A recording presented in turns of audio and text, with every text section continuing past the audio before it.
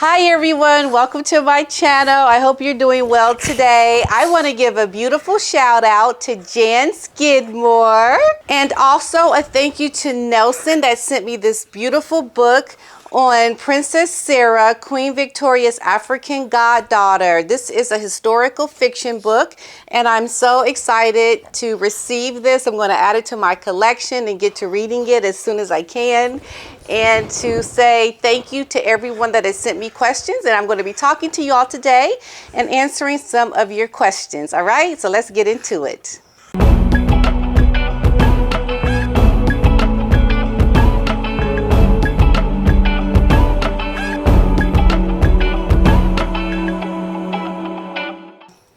So I want to thank Jan for sending me these beautiful paintings. Look at this, of a young Queen Elizabeth. She painted these herself, and I just want to thank her so much for thinking of me, and I will definitely add them to my collection. Now, as you can see, my little collection behind me is getting a little crowded, so I'm going to be doing a makeover of my little set here. But I want to thank her so much for sending me these pictures, these painted pictures. And so does Otis. She's an American artist who lives in upstate New York. So if you want to support an artist, her name is Jan Skidmore. Look her up. Thank you so much for thinking of me. I will definitely find a special place for them. Okay, so I want to also answer some of your questions. A lot of you have sent me questions that I've been compiling, saving over, the weeks, months. I usually don't answer them in my video, but I want to start doing that because, I think it would be good to have your questions asked on my platform, and then I can answer them for everyone to see. One thing I want to make clear, though, is I'm sitting here in this position as a Black woman, and I'm going to be giving you my experiences as a Black woman. Now, some of you may have different experiences, and I hear you, and I can appreciate that. And that's good for me to know because it helps me to discuss things that are different from my own perspective when I hear you let me know what your experience has been. And so to everyone that has sent me their experiences, when they go to meet with certain people that are different in culture, what that's like for you. My experience has been different. I know for my family in general, we are very open and welcome to people of all cultures. As some of you may or may not know, my grandfather was mulatto, his father was a white man, and my grandmother was Indian American. So there's just a lot of different mixes and cultures of people within my own family. So we're very open and accepting. Now, some families just aren't. And I think that's unfortunate. And it validates, once again, the work that I do, educating young people about cultural awareness, being open to other people's perspectives and way of life, because I think it broadens your view of the world, and it can make you a better person. And it makes our world a better place to be when we have these understandings about people who are different from us. I mean, just imagine what the world would be like if everybody looked like you. It would be so boring. It'd be like, okay, I'm watching TV and I see me. Everywhere I go, I see me. I'm like, well, that's boring. I don't want to just look at me. I want to look at something different. So that's why it is so important to appreciate this. And some people just don't. I don't understand that. I just don't understand it. Okay, so let's get into some of your questions. Someone named Mac, they wanted to know about Prince Harry's problem around drugs. He's been speaking openly about his use of drugs in his book and in this most recent online event that he did with Dr. Matei. And he wanted to know why most people are not talking about Harry's drug problem. And I think that is a very good question. And I'm going to give you my answer from my perspective. I think that people hadn't been talking about it much because the palace was able to keep this information on the down low for Harry for most of his life, because we know that the palace did things to cover up the bad behavior of Harry for many years. He was put into a drug rehab facility. But his talk most recently about his use of this drug ayahuasca, has really fueled a lot of people's concerns about what he is still doing. And just listening to what he spoke about during that interview and the things he has written in his book, I would say this is a man who is still using drugs to cope. The problem is you try to put that out there in the world as an alternative to help people in general. And that's a very risky thing to do, because people are different. Just like in my video yesterday, I spoke about a young lady who committed suicide from her use of this very powerful hypnosis or hallucinogenic ayahuasca. And I hope I'm saying that correctly. But she committed suicide. So it's going to be different for everybody. So just because something worked for you doesn't mean you can go out saying it's good for everybody. And this right here is just showing you something very selfish about Harry. It's like, if it worked for you, okay, I'm going to just get out there and blab, but I'm going to use it as a speaking point for me to make money. And I'm going to say, everybody go out and use it because it did me some good. Well, that's very selfish for Harry to do. He's only thinking about himself, and he's not thinking about other people who don't respond the way he does to certain drugs. So you going out and promoting use of drugs is a horrible thing to do.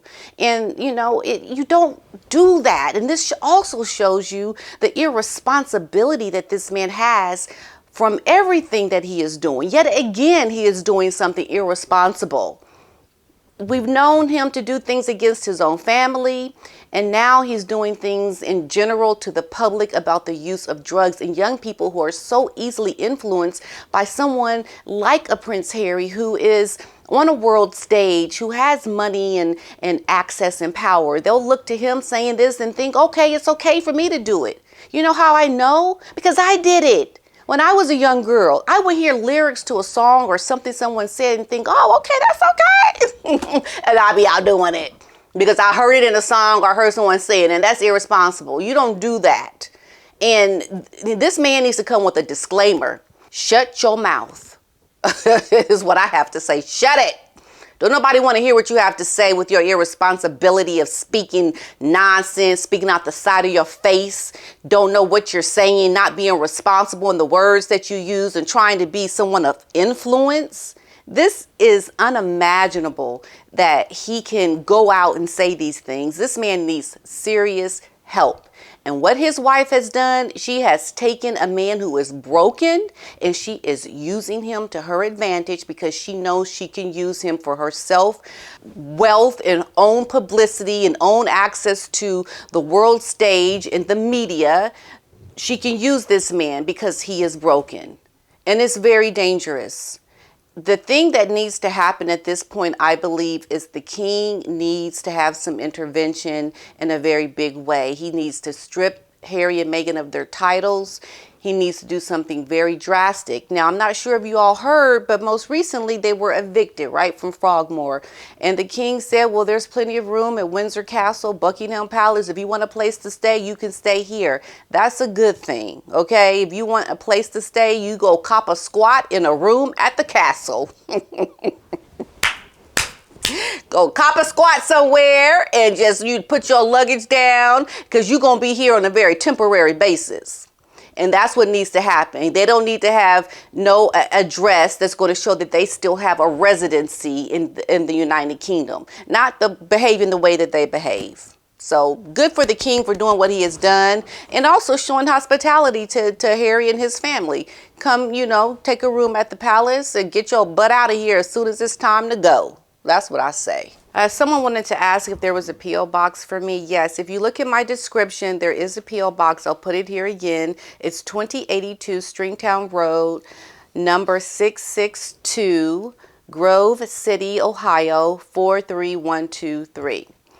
If you want to send me something, you can send it to this address. And also, if you want to be a member on my YouTube members page, that link is also in the description. And also, I have a Patreon page for my YouTube members that has a little bit more videos, the same videos as my YouTube membership, but a few more. And also I have a Patreon premium channel, which is more with me and my family. So if you want to join that, the description or the link is in the description below.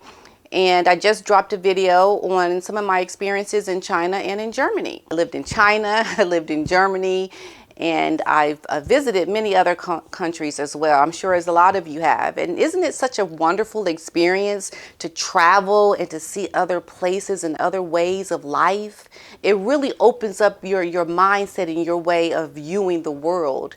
And for me as an educator, I believe it's the best valuable education you could give a child, is to give them these up close experiences outside of what they see and know every day. Get them into something different. Get them into a foreign environment. Let them see what it's like to be a foreigner. You know, a lot of times we have foreigners living in our countries, but do we ever know what it's like to be a foreigner? I certainly do, and I'm sure a lot of you do too. And this is why I think educating young people around that is so, so important. Yes. Okay, what else? I may have already addressed this in one of my videos, but we all know that Oprah did not invite Meghan and Harry, or just Meghan, because I think she had all women at her 69th birthday party.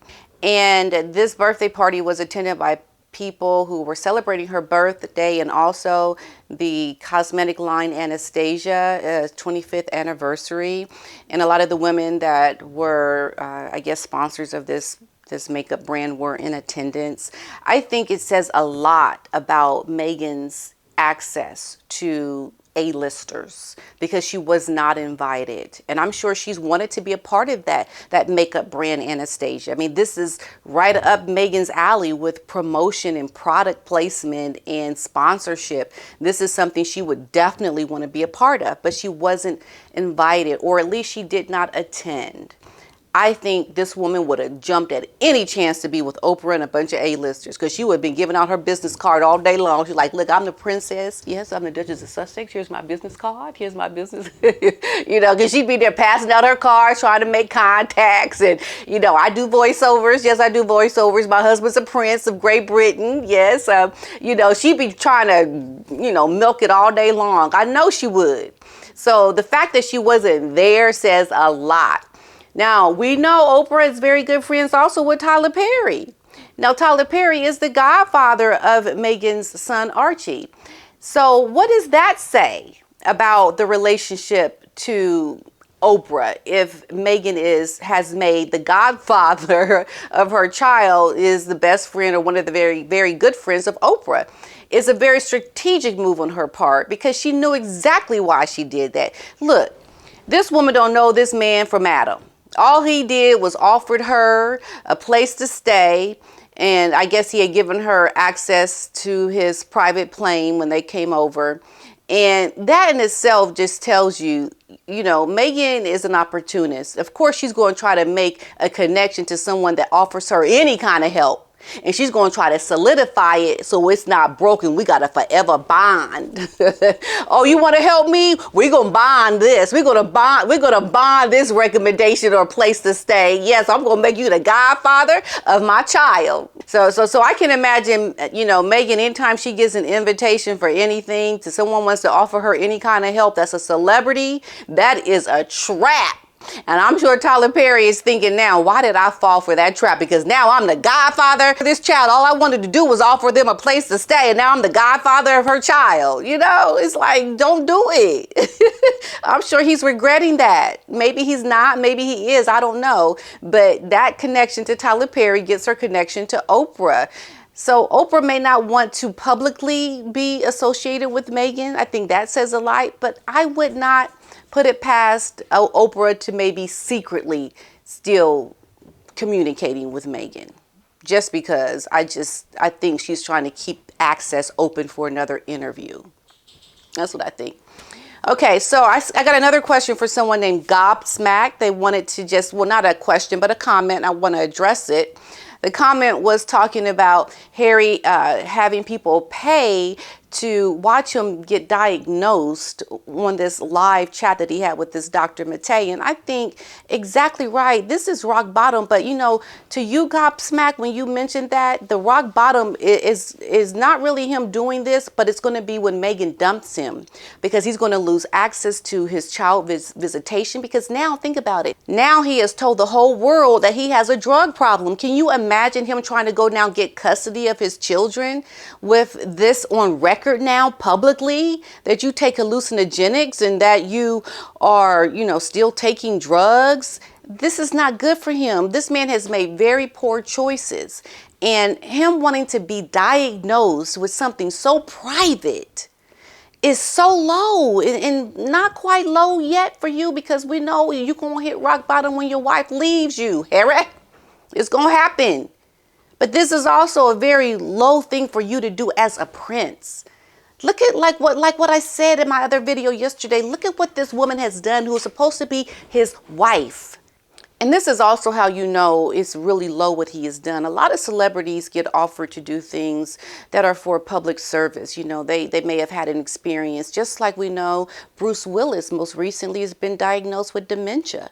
Okay, he could easily start to monetize, different things for dementia. I mean, he's really suffered from this. I think in what I've seen from celebrities who have been personally touched by some tragedy in their lives or some medical diagnosis, they'll do it for free. But this is a man wanting to monetize his diagnosis. Think about that. This does not fare well for someone who's supposed to be a prince, who's supposed to be the son of the King of England. Let's just not forget who his father is, okay? Let's just look at this as what it is. He has stooped very low because of his wife, Meghan. Because Harry had these issues way before Meghan came into the picture. And as soon as she came into the picture, I mean as soon as she came into the picture, what do you see happening? You see this man throwing his dirty laundry out the door, out the window, just spreading it for everyone to look at. Why would you do this? This woman has put it in his ear, and this is why he said what he said when he was in this interview with Dr. Matei, that his wife has been his greatest inspiration. Do you hear Meghan saying that about her husband? Where was she at when he was out on the circuit doing his commercials or doing his interviews? She was nowhere to be seen. And I think she made this excuse. Well, I wanted him to have his time and glory. I wanted him to do what he wants to do. No, you're setting yourself up for your husband to be branded separately from you. You want him to brand himself as an individual until your brand becomes strong enough with him on your side, then you're going to dump him. We know the day is coming. You ain't fooling nobody, girl. You ain't fooling nobody. So this is the other thing about Meghan and her narcissism. Like, why would she think that if she were with Harry, all eyes would be on her, like that she would be distracting from Harry's time on the circuit of promoting his book, Spare? I mean, that's very narcissistic for her to even think that, because he was getting way more publicity and doing things way before she even came into the picture. I mean, it just shows you her mindset, that she thinks it's all about her. She doesn't think that people will focus on Harry if she's next to him. No, if you wanted to be a support, if you wanted to be there to support your husband, you would be there for him during these times, taking the criticism along with him. Okay, I'm going to leave it there, you guys. This video is getting a little long, but I think answering your questions is a good thing. If you like me answering your questions on my videos, I think it helps me with not having to email so many people, because it's very difficult to get back to everyone with emails. So if this is something you would like for me to do, let me know in the comments below. If you haven't subscribed, please subscribe to my channel. I'm almost at 100,000 subscribers. I am so grateful and thankful that you guys have embraced my work here. It has really been an honor to sit here and to speak to you all about my opinions on something that I'm very passionate about: cultural awareness, the royal family, and just doing the right thing, y'all, doing the right thing with my teachable moments. Okay, I hope you enjoyed this video. See you in the next one. Bye-bye.